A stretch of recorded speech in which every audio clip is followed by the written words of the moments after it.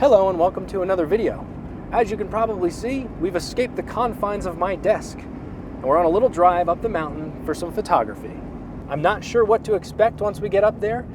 The entire mountain looks like it's either shrouded in a giant rainstorm or just cloud cover. So it could be really cool or we could be getting really wet. Only time will tell.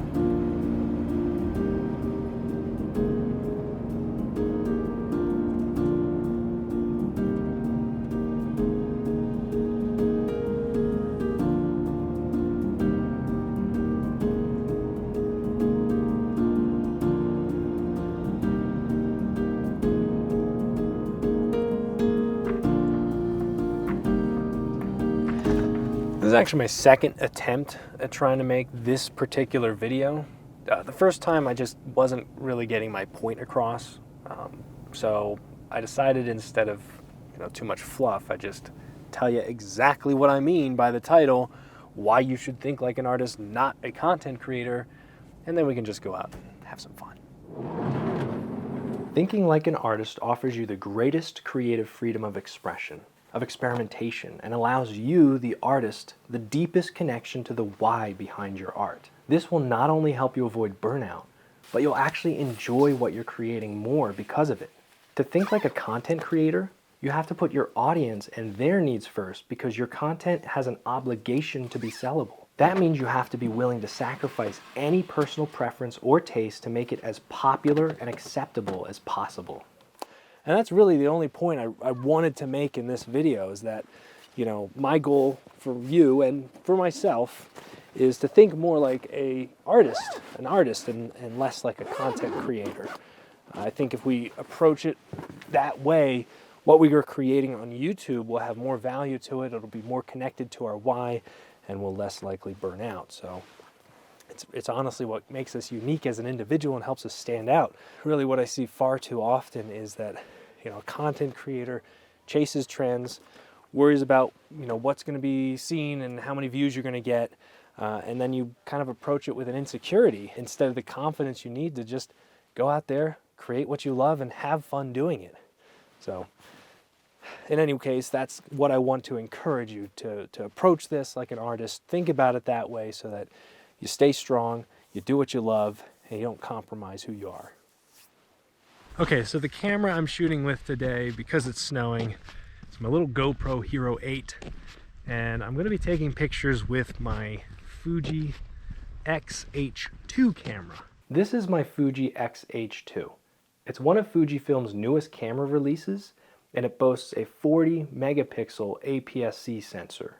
If you've watched any of my recent videos, you may have realized that I had to sell my main photo camera, which was devastating to me, but it provided immediate income for my family when I lost my job.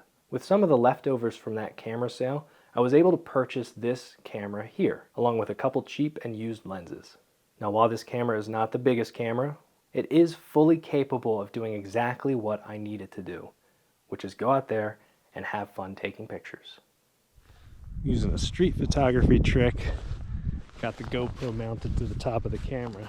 I'll take a picture of that cabin up there.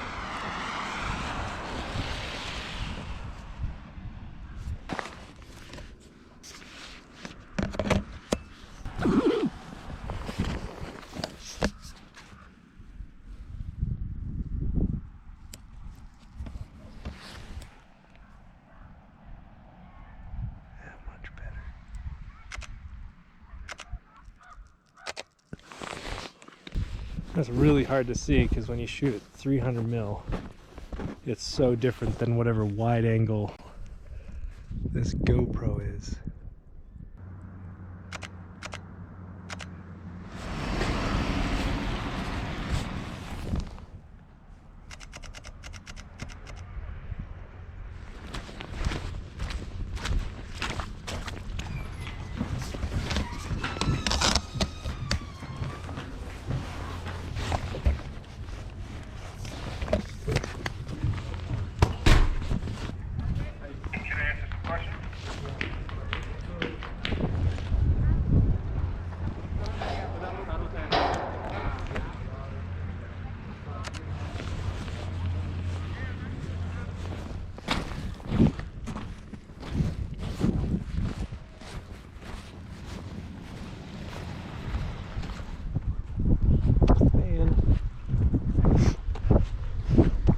majestic as always.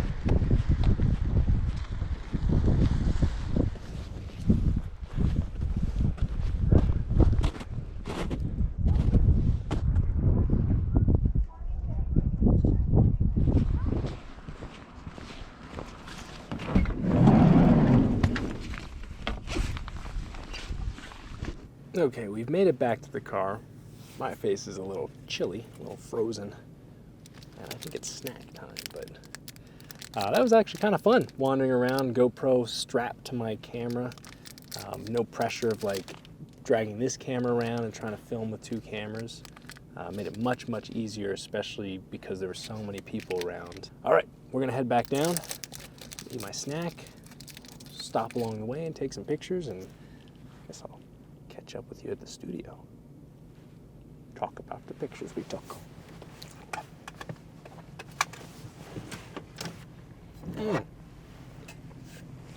And I brought some hot tea.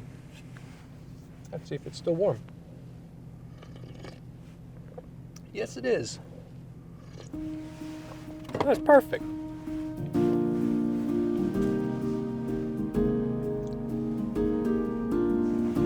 think I planned it that way.